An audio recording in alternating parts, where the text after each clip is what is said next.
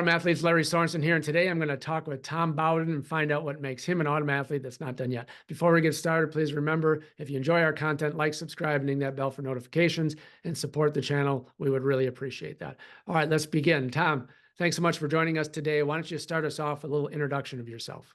All right, Tom Bowden from Fulton, Kentucky. I was born and raised in Fulton, Kentucky. I'm a part-time physical therapist, work 2 days a week, married, have 2 children. Both of them are athletes. One went to Baylor to track scholarship, and the other went to University of Alabama in a basketball scholarship. Give us some highlights of your athletic career, starting from when you were a youngster.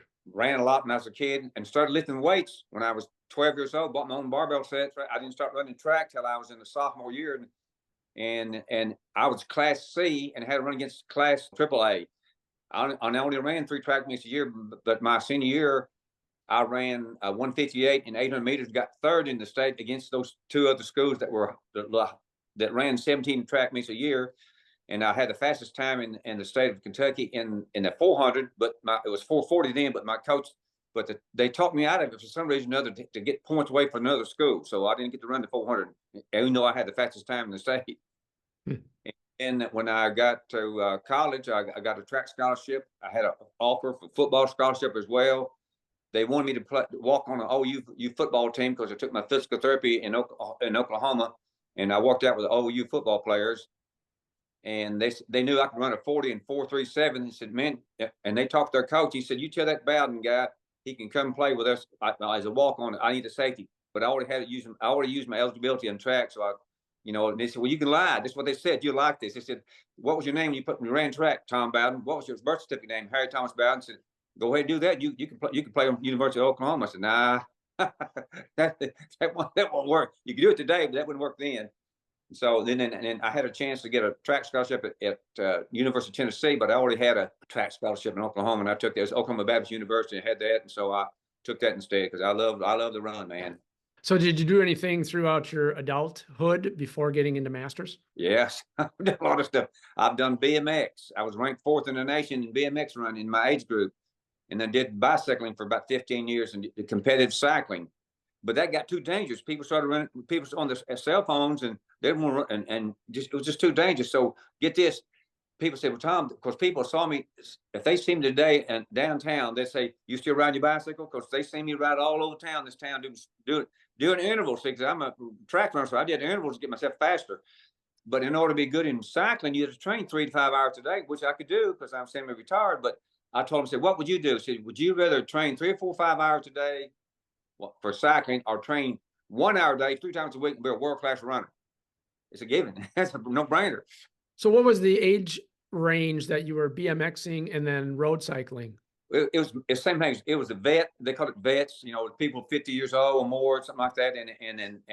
And also in BMX, I was 16, 70 years old.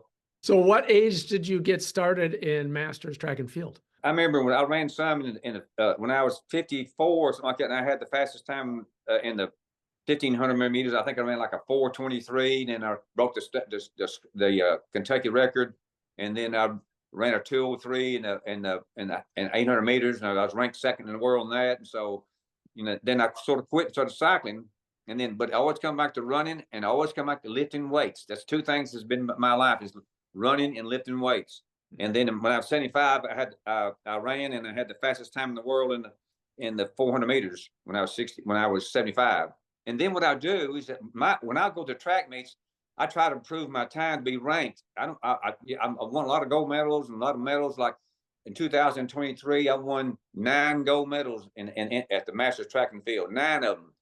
And I won, and it varied. The indoor, I won the 200, the 400, and 800. Then outdoor, that was the national championship. Then the outdoor championship, I won the 100, the 200, 400, and 800. And then I went to the Kentucky Senior Games and won the 200 and the 400. That's 9 gold medals. I'm very proud of that. That was for the M80 group? That's right. That's when you first turn 80, you better hit it because you're going to start getting older. You're going to get slower, and people are going to come in from another age group. Their indoor season, I was ranked number 1 in the 200 meters for a while. And after the season I was, but now 2 people from Germany had a better time, so I'm ranked 3 in the 200 meters and 3 in the 400 meters. But that's in the world, when I was ranked, you're like this. When I was ranked number 1 in the world in 800, I mean in 400 and 200 before, somebody said, well, how many people your age run? You're 80 years old. How many people you run? I said, well, there's 219 countries that we're ranked by. 219 countries. And then I asked him, I said, and the next question said, how many people you know that's ranked number 1 in the world in anything?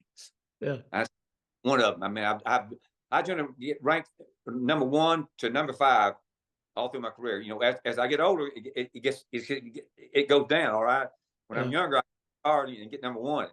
And I'm just May the 11th. I'm going to go my first outdoor season, try to get my ranking in the 400 meters and the 200 meters. What's on the horizon for this summer for you? It depends, Spence. I mean, I got grandkids. I help them with basketball and travel ball and stuff. And I work 2 days a week. It just depends how it hits me. This is what I always tell people. I'm gonna run a real fast time. See if you can beat it. You go to the nationals. If you run more than 1 meet, you can't really run a real good time. Some people can. I can't. When I ran those 4 gold medals, man, I was dead, man. It was rough. I'm telling you. You can run 2 events like the 400 and the 200 and have a good time because you got plenty of time to rest and stuff. But you go to those nationals, wears you out. But it just depends where they're located. You know, I went to the nationals last year because it was in Louisville. That's 3 hours from my house. A lot depends. I'm still working again, and I enjoy helping people. And listen, I love to help people. That just God blessed me to be a good athlete, and He blessed me to go to college. And I used to gripe because I didn't have a car when I was 16, and then find out just like the good Lord said to me, Tom said, listen, I gave you the aptitude to go to college, gave you a track scholarship. You got 2 degrees. You got a college degree, and you're certified physical therapist. And first of all, I didn't trust you driving at 16. I didn't drive till I was 21. I have played racquetball. I have played tennis, BMX, and lift weights. And one of my favorite things I did, I broke the American record in the deadlift. It was 330, and I did 350. And then a week later, I did 400 workouts. So I was real blessed in lifting weights. I've always been strong. I wanted to be a weightlifter. You'll like this story. I could press maybe 300 pounds, a strict press, all right? 300 pounds, clean and press. And I thought I was going to jump. I said, I'm going to do that. I gave my weight to 181, and I was going to do that. And I said, then I looked up, and the Russian guy could do 420. I said, ain't no 420 unless I take steroids. So I just lift weights to get stronger. So what age were you when you got the 350 record? 72 or something like that. Yeah. Okay. And then also, I just love lift weights. I've always done. One time I got my car stuck on the beach one time and went to the bumper, and he said, what are you going to do? I said, I'm going to show you what I'm going to do. I dug a hole in my hands, get in there and give a little gas. I'm going to lift it up. I said, you can do that. I said, yes, I can. I could lift when I was lifting really heavy. I could deadlift 600 pounds 3 times, and I could press 300 one time. So I was pretty strong. But that is required strength. I'm got some natural strength, but I'm not genetically designed to be a weightlifter because I'm thin runner. I'm a runner, man. But I like to lift weights. So I use a lot of rubber tubings and rubber bands. And being a physical therapist helps you a lot in treating yourself for injuries and stuff. I mean, that's helped me a great deal. So what are your personal best times since being in the M80 group, which you're 81 now? So give us some of your times for your different events and let us know where you're at. When I was ranked number 1 for almost all season in the 200, I had a 32-22. And then 2 guys from Germany later after the season was over with, because they're later, different seasons, they knocked me down to 3rd place, but still I'm number 1 in the world in the United States. But I'm gonna get that time back in number 1 in the world. That's just where I like to drive. In the 400, I was ranked number 2, and the guy Junior beat me. My wife said, you know why? You slow down. You shouldn't slow down. That's your problem. You slow down. You got behind those people. You thought you was gonna do it all right. I said, well, it's one thing to tell somebody something, another thing when you're running. But I do better outdoor than indoor. So my time in indoor last year or this year was 114 or 113. I'm really that's a bad time. I think I can run a 111 and 112. So I think I can get it. Only thing about the outdoors, I love indoor, because indoor, when you run the 400, you break after the first 120 meters and you run lane 1, and then outdoor you stay in lane all the way. But the thing about the indoor, there's no wind. You can't complain about nothing. There ain't no wind, man. Outdoor, there's wind. You just have to run to try to win. All right, so let's talk a little bit specifically about your training. So give me a go-to track workout. What do you do on the track? I do a natural warm-up, stretch a little bit. I don't stretch real hard. I always tell people as a physical therapist, you need to stretch, but if you stretch real hard, you're going to fatigue the muscle, and when you sprint, you're going to pull the muscle. But anyway, a general workout for me for speed, first I might do 6 150s with a 150 walk back. And then after I rest 8 minutes, because I found out after it takes about 8 minutes for your ATP to get kicked back in, I'll do 275 meters at 90%, 95% effort. And then, but my main thing makes me stronger is running 350s. I'll run a 350, rest 30 seconds to a minute, and run 100 or 50 all out. Or I may run 2 300s and do do a rest and run 100 all out. And I do a lot of 250s as well. You got to get close to your distance. You don't want to necessarily overtrain. Sometimes in the winter I'll do 600s and 500s, but during track season I don't do that because I'm running a 350. I'll do a 350 like this meet coming up. I'm gonna run a 350, rest a minute, and run a 50 all out. 3 days for my track meet, and then sometimes I'll run the 200s. But now 200s help you in a 400, but the main thing is 300s and 350s. I tell people all the time, you got to run those 350s. If you gonna get it, you run a 400, you need to get close to it. Our stride length as adults, male adults, was shortened. And I see in my videos, my stride shortens down. Plus, your fast twitch muscle fibers start atrophying. This is something that it's hard for me to visualize. They say also that you're on the ground too long. I just can't imagine I'm on the ground that long. I can see my stride length, but not on that ground, man. I'm hitting that ground hard, and I'm hammering that, coming off fast as I can. You got to hit that ground as hard as you can, man. I mean, smack it. You don't let the ground come to you. You come to the ground.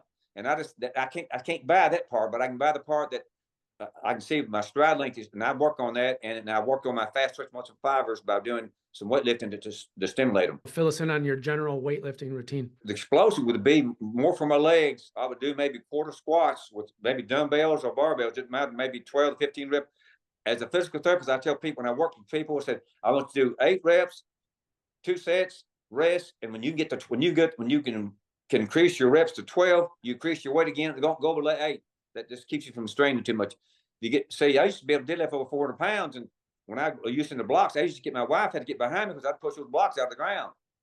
And now I don't use them because I can't bend over as good as because I always tell people, time yourself standing on the line and in the blocks, and I guarantee you, standing on the line and bending over is just as fast.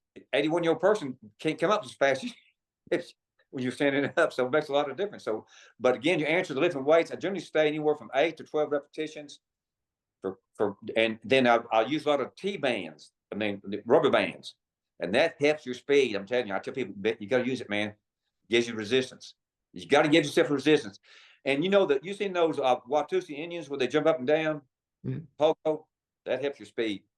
Yeah, it helps. You got to help the elasticity of your heel cords that makes you run faster. The muscles in your lower leg, like one of my friends is a physical therapist, said, "Tom, look like me. You know, you're as a physical therapist, and I've been lifting weights since I was 12 years old." Said, what's running down the track is your legs, not your arms.